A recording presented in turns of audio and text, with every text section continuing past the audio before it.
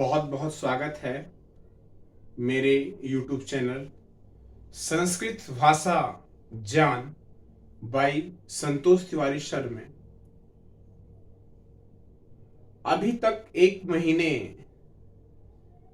का समय बीता जिसमें आप सभी गुरुजनों,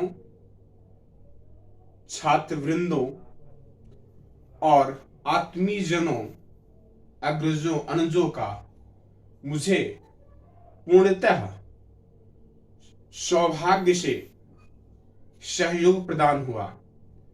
इस आपके सहयोग के लिए मैं आत्मवत भावरूपेण सर्वस्व आप सभी के हृदय स्थल को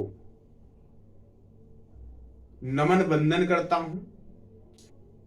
आज हम वर्ण विचार का जो थोड़े सूत्र बचे हुए थे उसका अध्ययन करेंगे कि आखिरकार जो बचे हुए वर्ण हैं उनके उच्चारण स्थान क्या हैं। फिर इस व्याकरण के इस पाठ को हम समाप्त करेंगे। लास्ट पार्ट आएगा, फिर अभी 13वां चल रहा है, 14वां लास्ट पार्ट होगा। उसके बाद शब्द विचार की परिचर्चा की जाएगी। इसके बाद प्रत्यय, उपसर्ग, विशेषण, अपठित गद्यांश, पत्र लेखन में सरकारी पत्र कैसे लिखते हैं, अर्ध सरकारी पत्र कैसे लिखते हैं, विवाह के लिए पत्र कैसे लिखते हैं, उसकी रूपरेखा क्या है, इन सभी का अध्ययन हम करेंगे विधिवत रूप से। इससे क्या होगा कि हमारे जो पेपर होते हैं उस पे हम अभ्यस्त रहेंगे तो हमारा प्रस्तुतिकरण अच्छा होगा, और प्रस्तुतिकरण अच्छा होगा तो यकीनन आपके नंबर भी बहुत ही सुंदर और प्रभावशाली और मन को प्रसन्न करने वाले, माता पिता को हर्षित करने वाले और समाज के लिए आप अनुकरणीय बनने वाले रहेंगे। तो आइए ज्यादा ना चर्चा करते हुए एक सवाल और। कुछ एसएससी के बच्चे हैं, जीडी की तैयारी कर रहे हैं, कुछ बच्चे तो रीजनिंग की क्लास के लिए कह रहे हैं, जीएस की क्लास के लिए कह रहे हैं। तो मैं उनके लिए बताना चाहता हूं कि बहुत ही सुखद सूचना है। हम सोमवार से रीजनिंग और जीके जीएस की भी क्लास शुरू करेंगे। आपका सहयोग मिले और फिर आपके टॉपिक वाइज उसमें भी, रीजनिंग में भी और जीके और जीएस में भी वीडियोज आते रहेंगे, उसका भी आप लाभ उठा सकते हैं। आइए चलिए आज का टॉपिक देखते हैं। उच्चारण स्थान। उच्चारण स्थान की परिचर्चा की गई थी, उसमें से कुछ बाकी थे। आइए उसका हम अध्ययन कर लेते हैं। जैसे वैयाकरण का भाग 13वां है, वर्णों के उच्चारण स्थान। पहला वर्ण या। या का उच्चारण जो होता है नासिका से किया जाता है। नासिका का अर्थ क्या होता है? बहुत ही साधारण भाषा में कहे, नासिका का मतलब नाक। क्या होता है? इसको ब्रैकेट में नाक भी लिख सकते हैं। अब अगला है, इसका सूत्र क्या है? सूत्र जरूर नोट कर लें। इस सूत्र किसका है? ब्रैकेट में लिख लें, संस्कृत का सूत्र है। किसका है? संस्कृत के सूत्रों का अगर अध्ययन है तो हिंदी व्याकरण सीखने में आपको बिल्कुल परेशानी नहीं। इसलिए संस्कृत के सूत्रों को भी जरूर नोट करें और नोट्स जरूर बनाएं। हमेशा नोट्स पेन लेकर के बैठे, सिर्फ वीडियो को देखे नहीं। ये एंजॉय करने वाली चीज नहीं है। हर एक शब्द को मनन किया गया है, यहां से चिंतन किया गया है, तब आपको ये बोला जा रहा है और समझाने का प्रयास किया जा रहा है।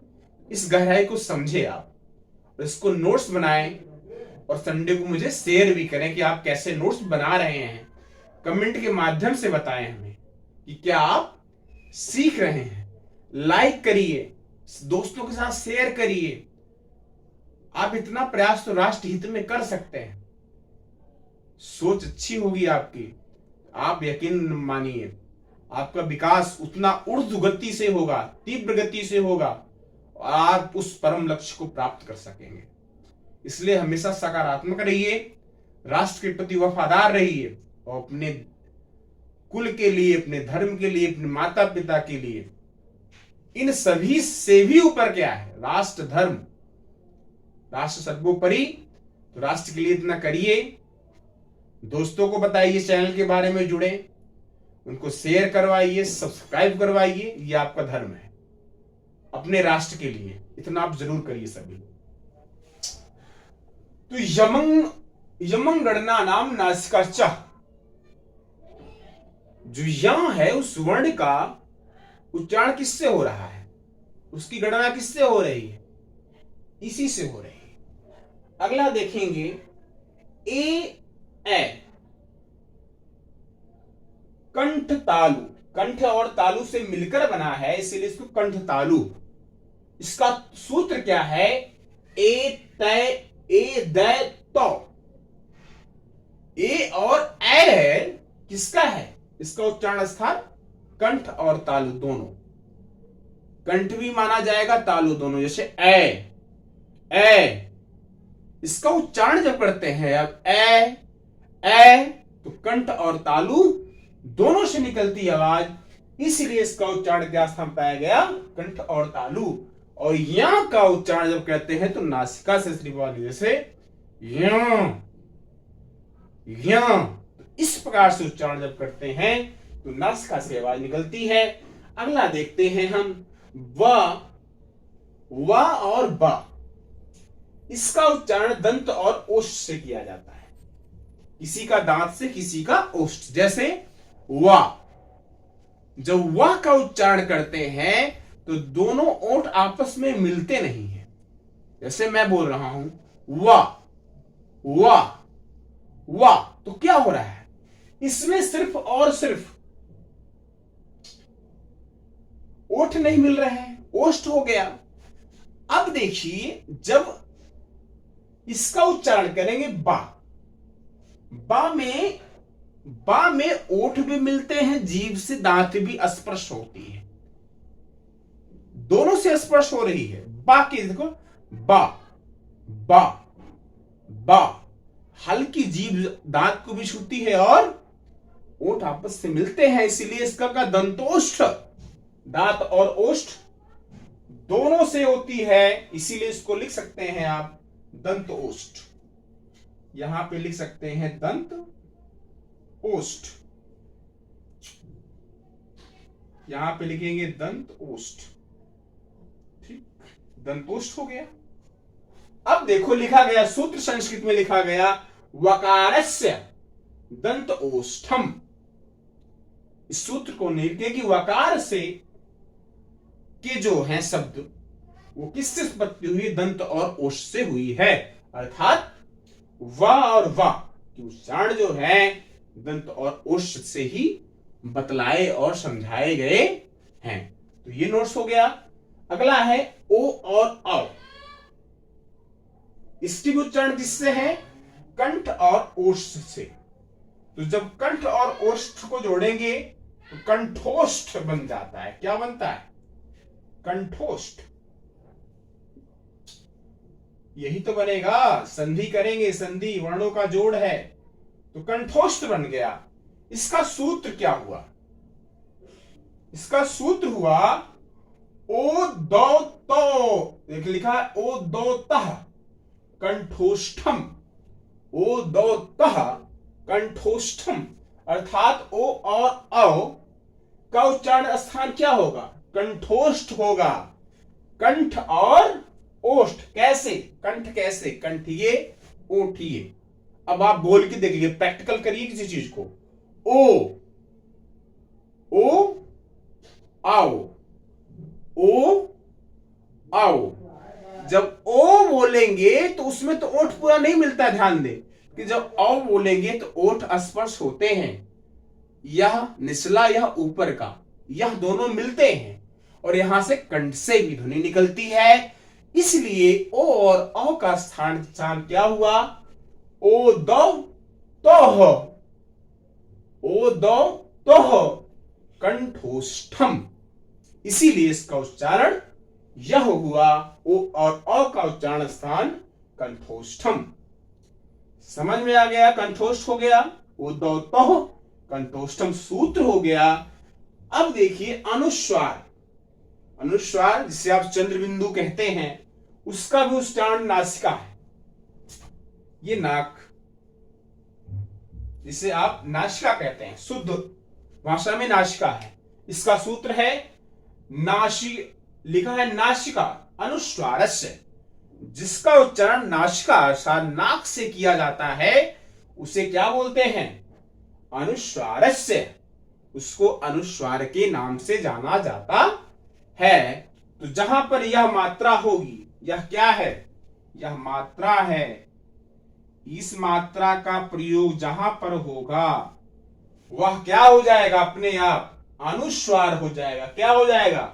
ये जो दिया हुआ है, या फिर अनुस्वार में परिवर्तित हो जाएगा 100%।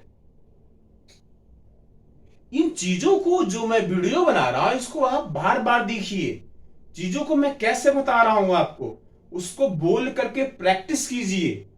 अपने उच्चारण स्थान को समझिए। मैंने बताया था, आप ये कंठ है, इसके ऊपर मूर्धा है, इसके ऊपर तालु है, दंत को दांत बतलाया है, ओष्ठ को मतलब ओठ बतलाया है।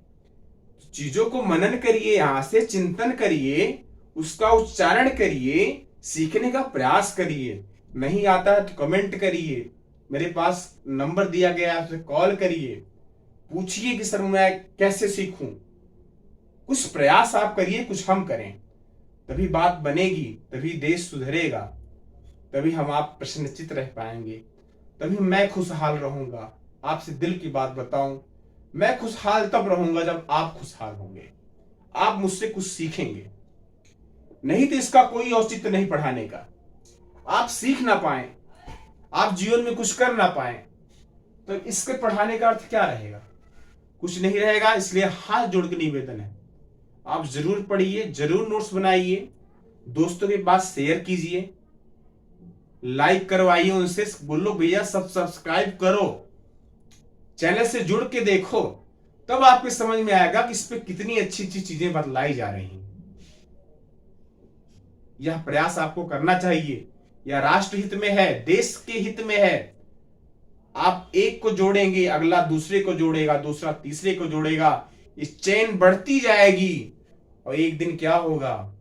अपने देश का विकास होकर के ही रहेगा, आपके विकास के साथ साथ। और जब हमारा राष्ट्र हर्षित होगा तो हम अपने आप हर्षित हो जाएंगे। इस विश्व पटल पर कोई विश्व गुरु बनाने से फिर रोक नहीं सकेगा। इसी आशा के साथ, इसी विश्वास के साथ मैं आप सभी छात्रगणों से, गुरुजनों से, अग्रजों से, अंजों से आज की इस क्लास के लिए अनुमति चाहता हूं। इसका आप नोट्स बनाइए और सुंदर आप जरूर शेयर करें, जरूर लाइक करें और राष्ट्र हित में यह काम जरूर करें। जय हिंद, वंदे मातरम, जय हिंद। इसको आप नोट्स बनाएं। बहुत बहुत धन्यवाद आप सभी का। आप सभी स्वस्थ रहें, व्यस्त रहें, मस्त रहें। वंदे मातरम, जय हिंद, जय भारत।